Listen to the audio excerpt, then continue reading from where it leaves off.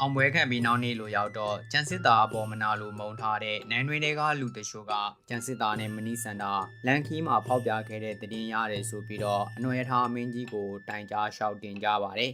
။အဲ့ဒီတည်င်းစကားတွေကြောင့်အနှွယ်ထားမင်းကြီးဟာကျန်စစ်သားကိုခေါ်ပြီးလန်ခီမှာမနီးစန်တာနဲ့ဖောက်ပြန်ခဲ့လေသလားဆိုပြီးတော့မေးမြန်းပါတော့တယ်။ကျန်စစ်သားကဘာမှပြန်မပြေပဲနှုံးဆိတ်နေတဲ့အတွက်အနှွယ်ထားမင်းကြီးဟာကျန်စစ်သားကိုအလွန်ပဲဒေါသထွက်သွားပြီးတော့နန်းဝတ်တန်စာတွေကိုချွတ်စေပြီးရာဇဝတ်သားအဖြစ်နဲ့နောက်ပြန်ကျိုးချက်ချင်းတုံးစေလိုက်ပါတယ်။